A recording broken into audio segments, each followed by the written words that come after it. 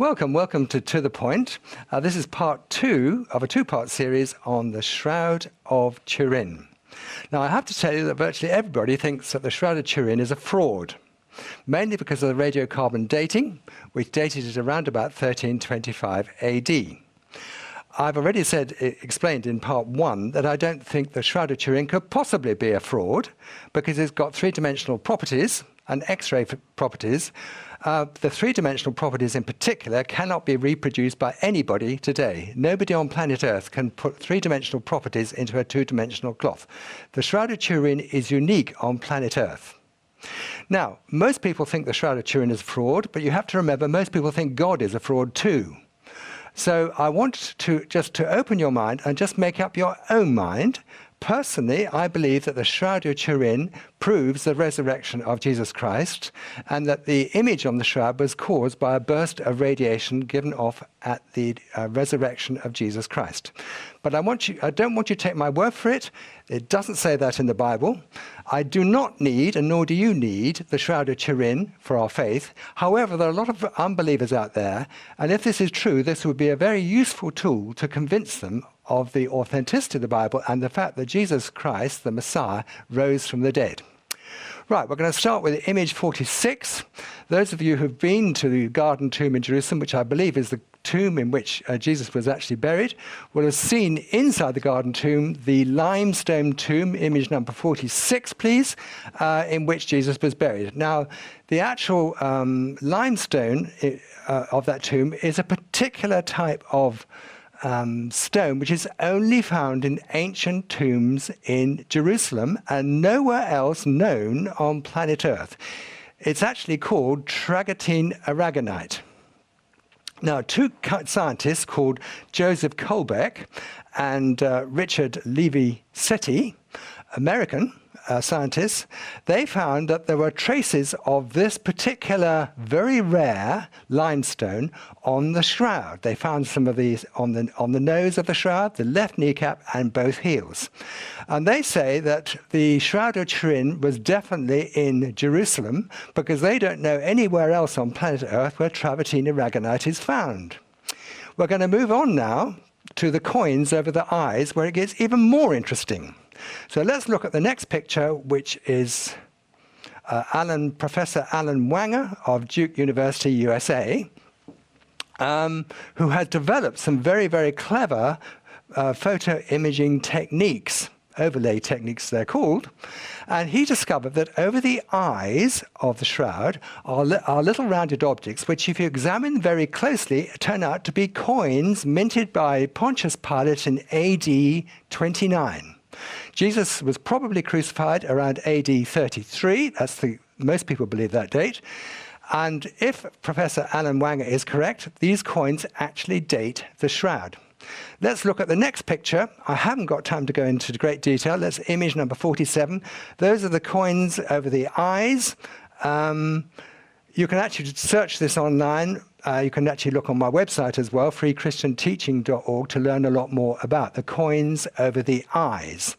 Image 48 are the various widow's mites. Jesus talked about the widow's mite, but actually there were three types of leptons or widow's mites minted by Pontius Pilate in 3 consecutive years, AD 29, AD 30, and AD 31. But what Professor Alan Wanger, who's an emeritus professor, has said that undoubtedly the coins over the left and right eye are 2 separate coins minted by Pontius Pilate in AD 29. So if that's correct, that dates the shroud. Further evidence of the shroud is another shroud. You remember in the first program I talked about the sudarium, which was the linen cloth over the face of Jesus. Now that shroud, the sudarium of Oviedo over the face of Jesus, is actually in a wooden or oak chest in Oviedo in Spain. And again, Dr. Alan Wanger has studied that and found that the blood type is type AB, which on both the Shroud of Turin and the Shroud of Oviedo, and the blood marks exactly match the blood marks on the sudarium of Oviedo exactly match the Shroud of Turin, which means they were both placed over the same corpse. That is very, very significant because the history of the sudarium of Oviedo in Spain is actually very well known. Remember that image 50, we talked about the 2 burial cloths of Jesus Christ, that he had a sudarium around his head, a linen napkin, and then was placed in a large piece of cloth. In the Bible, it's called an athonia or a sindon, a large piece of cloth which covered his whole body. But you can see over his face, he had 2 pieces of cloth. And the point is that the blood markings match both pieces of cloth. Now, we're actually getting on to how did that image get there? Well, we now know how the image got there because of the amazing work in image 51 of Dr. August Aceta. Let's see Dr. August Aceta in image 51. Now, he's a radiologist who lives in California. He works with X-rays professionally as a living. And he decided that the shroud was basically similar to an X-ray, but obviously more advanced. He looked at image 52, and he noticed, if we can look at image 52, that the hands appeared to be like X-rays. So he thought that the whole of the shroud image was caused by radiation. What he actually did was quite complex, but he ended up with image number 53, which is he injected himself with radioactive material, stood in front of an X-ray plate, and then put the plate in front of the VPA image analyzing computer, and for the first time in history produced a 3-dimensional image from a 2-dimensional X-ray. That's what he actually did. So he proved that the image on the shroud was actually caused by radiation. That's so important, I'm going to repeat it. The image on the shroud has been scientifically proved to be caused by radiation. There is no paint on the shroud whatever. It is caused by radiation, nuclear radiation. Let's move on now. Image number 54, just to reinforce the point, is that the image on the shroud is caused by a blast of radiation, which would include gamma rays, X-rays, infrared, and lots of other light rays as well. Right. I want now to move away from science to study the scriptures and not look at the resurrection, but at the transfiguration. Let's look at image 55, which is the transfiguration. This is described in Matthew 17, verses 1 to 3. I'm just going to read that verse to you. Now, after 6 days, in other words, on the 7th day, and God is a God of 7, so on the 7th day, something really important happened, and this is what happened. Jesus took Peter, James, and John, his brother, led them up on a high mountain by themselves, and he was transfigured before them. His face shone like the sun, and his clothes became as white as light. And Moses and Elijah appeared to them, talking with him. And that's what happened. That's the transfiguration. Right, let's look at the next picture now. Now, it says in image 56 that his face shone like the sun at noon. Very, very bright. And we're told that the light shone through his clothes. Also, we're told in image 57 that 2 Old Testament characters, image 57, Moses and Elijah, appeared with Jesus. Of course, Moses had died and Elijah had been taken up to heaven on a chariot of fire, and they were Old Testament saints. But there they are appearing with Jesus. So I think you'll agree with me that Jesus is now in eternity. Right, now this is where it gets really interesting, because in image 58, we're told that God is clothed in light.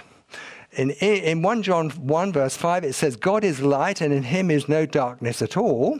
And in Psalm 104, first 2 verses, it says that God is clothed in light. So what exactly happened at the Transfiguration? Well, the answer is I don't actually know.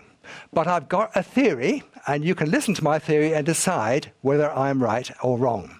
Image 59 is Albert Einstein's famous equation. I expect you've heard of it. It's called E = mc squared. Don't worry, relax. I'm not going to try and make life really difficult for you from a scientific point of view. All you need to know is there is a relationship between energy, mass, and the speed of light. Now, in experimental physics, if you are moving at the speed of light, then time ceases to exist. There is no time in eternity. So something obviously happened to Jesus' body. It's probably better if you look at me now if I try and explain it. Something happened to Jesus' body at the transfiguration. The atoms of his body were moving at the speed of light, and Jesus was actually in eternity with Moses and Elijah because the atoms of his body were moving at the speed of light. I haven't been to eternity, and nor has anybody else I know other than Jesus Christ. Moses and Elijah obviously had. However, it is possible that when we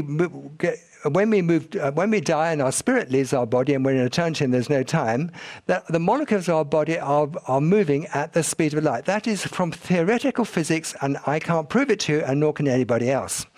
Now we're going to look at something else very interesting in the Old Testament, image number 60. This is Moses going up Mount Sinai to receive the Ten Commandments from God. He came face to face with God, and not many people survived that, but Moses did. When he came down in image 61, his face glowed with light. We need to see image 61 now. The face of Moses glowing with light. Now, it lasted a few days, and then it wore off. So when you come into contact with God, your face shines with light. And here I'm taking a leap of faith here and saying that the Shroud of Turin was in contact with the resurrected Jesus Christ and glowed with light, which may be how the image actually got onto the shroud in the first place. Image number 62 is images those are photons, they're subatomic particles, and they make up light. Light is made up of photons moving in a waveform. The next picture, I want to make it very simple for you and try not to make this too complicated. Image 63 is what you see if you hang a linen garment up in the window. You see light shining through the linen garments. And that's what the disciples saw at the Transfiguration. They saw a bright light shining through the garments. Right, let's move on now to the time scale. Image 64, the blood marks were on that shroud before the scorch marks and the resurrection marks. And that's actually quite important because if you were a fraudulent artist, normally you would do the image of the body first and then put the blood marks on afterwards. But no, in the case of the shroud, the blood marks were definitely on there first because there are no scorch marks underneath the blood. Right, let's look at the next picture, number 65. That's a photograph of photo-positive on the left, photo-negative on the left on the original shroud with blood in it. You can see the blood tracking down from the top of the head where the crown of thorns was, and that is bright red blood with bilirubin in it. When you take a photograph of that, you get the image on the right, which is a photo-positive image, except the blood is now in photo-negative. So the Shroud of Turin is actually a mixed photo-positive and photo-negative image. Now we're going to move on to carbon dating, which is where life gets really difficult. And at this point, most people give up and say the shroud is a fraud. I actually do not discount the Shroud of Turin at all. I just think what was discovered by the carbon dating has simply been not interpreted correctly. Let's move on now.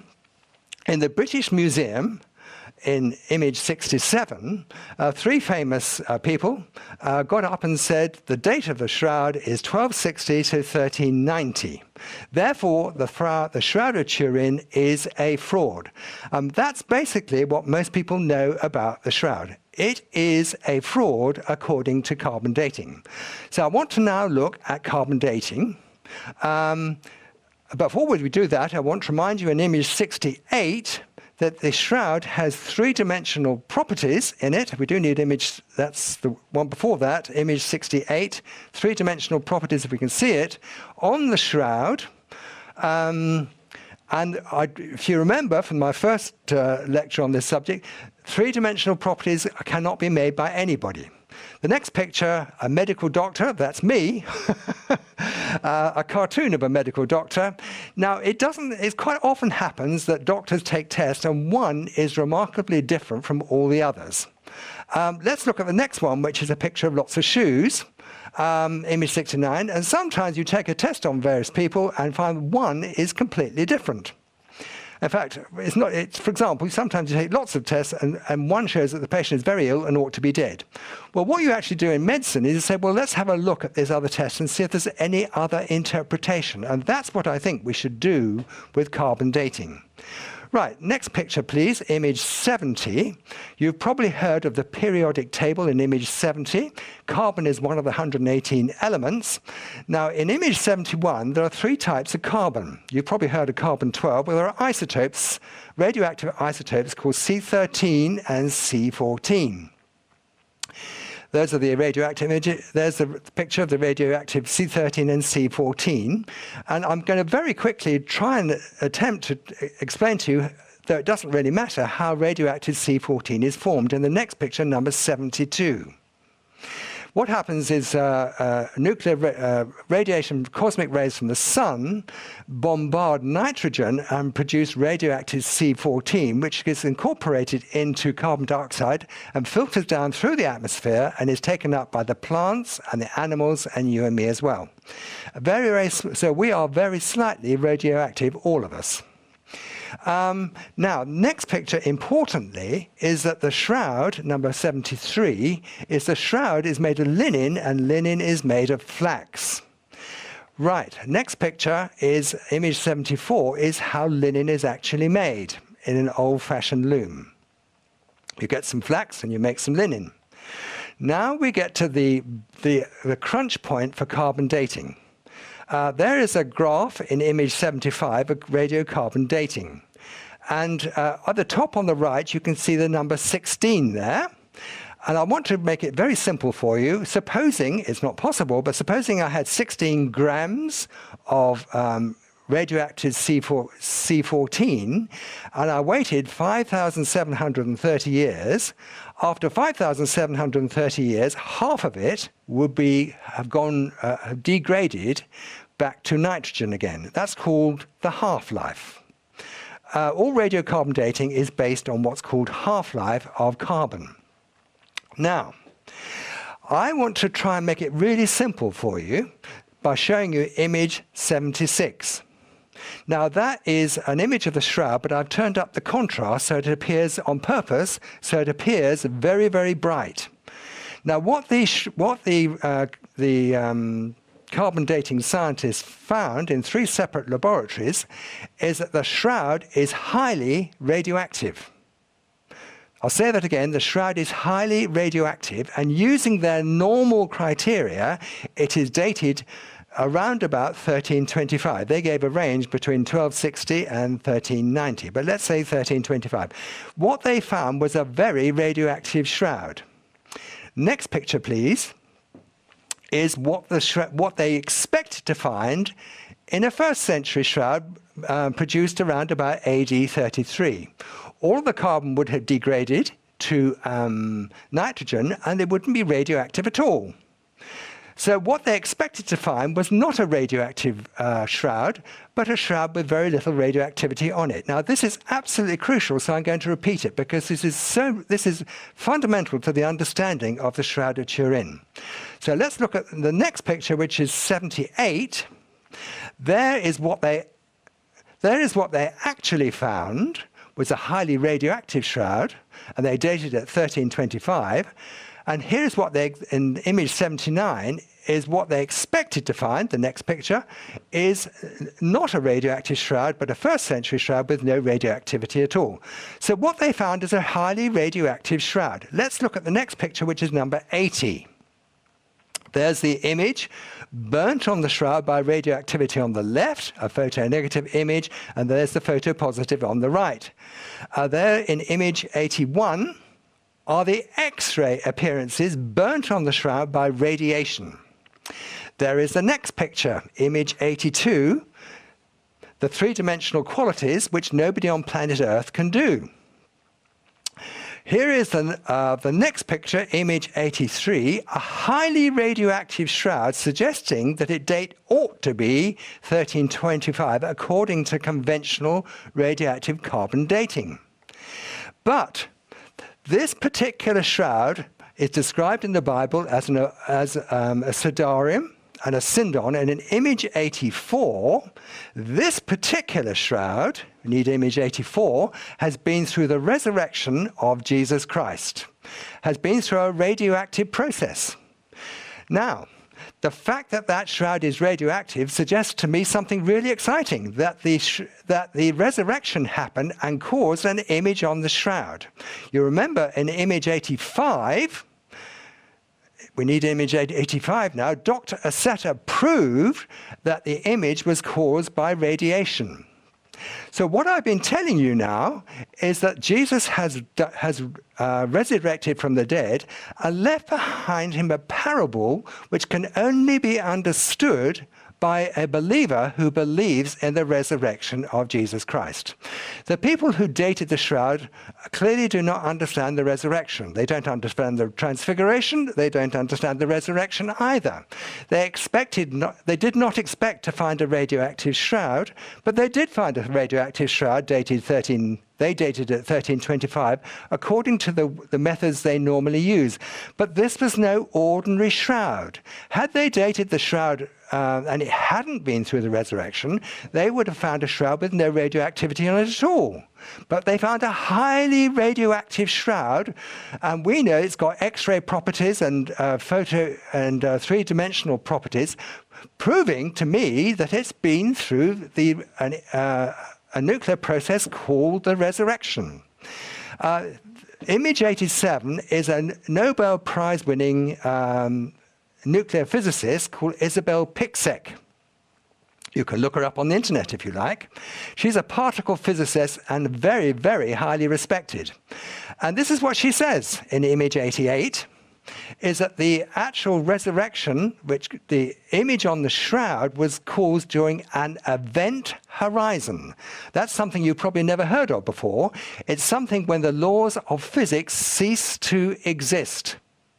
It happens several times in the Bible, and I'm going to be doing a special program on event horizons. This is what she says. At the formation of the image on the shroud, there was an event horizon when the body of Jesus was suspended in space with zero gravity. She says there was no gravity, no entropy, no gravitational collapse, no time, and no space. And she says this conforms to no known laws of physics. Image 89 is a representation of an event horizon. This happened at creation. It happened, I believe, at the resurrection. It happened several times in the Bible, including the transfiguration. So what does Jesus look like? Well, image 90, people have made models from the shroud, and this is maybe what he looked like. We don't really know. But I think this next picture is to me, more convincing. Image 91, the next picture is image 91, and this is an image created directly from the shroud, and I believe that's what Jesus looked like. Now, if you go to Jerusalem and go to the garden tomb, which is image number 92, that garden tomb is empty. There's no body there. Jesus' body was there for 3 days and 3 nights. Joseph of Arimathea lent it to him for 3 days and 3 nights. His body's not there anymore. On the door is this notice. In the next image, which is actually number 93, it says on the door, he is not here, for he is risen. Image 94, Jesus Christ is in heaven right now, in the third heaven, outside space-time, sitting at the right hand of God. Right, I've finished showing you photographs now, and I expect you have got all sorts of questions. Please write to me at info@revelationtv.com. If you can actually, that's great. If you can write to me at info@revelationtv.com. I do have a website, freechristianteaching.org, and there's a great deal of information on the Shroud of Turin. I'm going to be, if you would like me to, I will make a whole series of program on the Shroud of Turin. I do have a problem Most people think it's a fraud. I don't. I think it proves the resurrection of Jesus Christ. Anyway, it's lovely to have you with us on the To The Point, this program. I know it's a little bit technical. My program's a little bit too technical for some, but personally, I think this stuff is all really exciting, and we'd love to have you with us. Do stay around for the next To The Point. God bless you, and bye-bye now.